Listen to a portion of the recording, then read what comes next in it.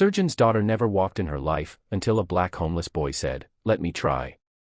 Dr. Jonathan Miller was the pride of the medical world. His name was etched on plaques, his face on magazine covers. He had pioneered surgeries that saved thousands. Yet behind the polished smile and applause, he carried a private shame, his daughter Clara.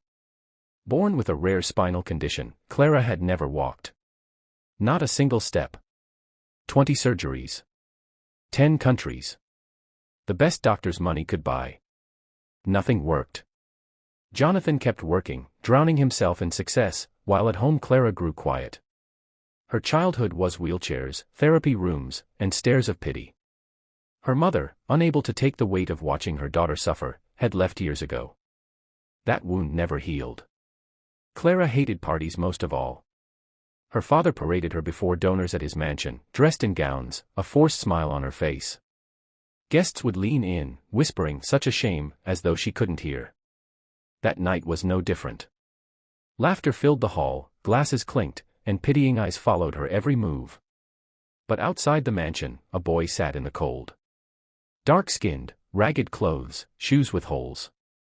16, homeless. His name was Elijah. Guests stepped around him like garbage. Some sneered, others threw coins. He said nothing, just stared through the frosted glass, his eyes catching Clara's.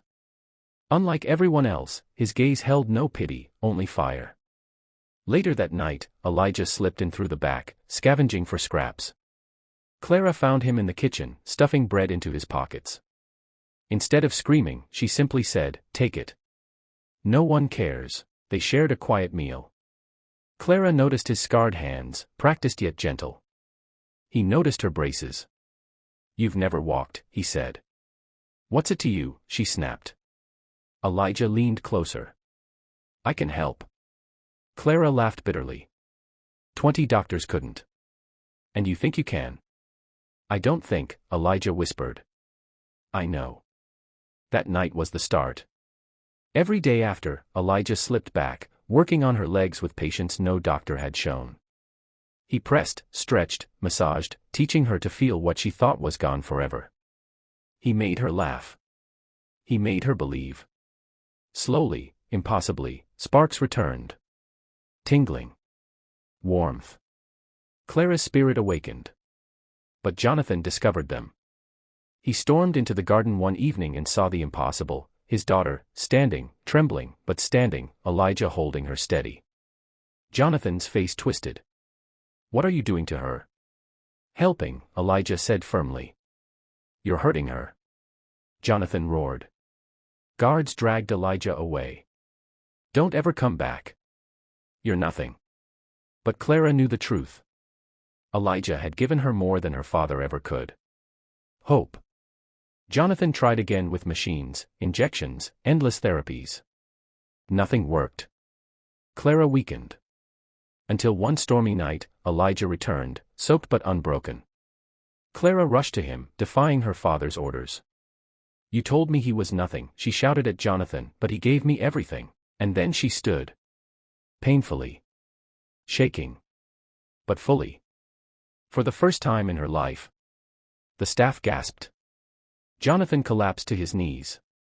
His pride was shattered. A homeless boy had done what the greatest surgeon could not. But the world wasn't ready to believe. When news spread, skeptics mocked.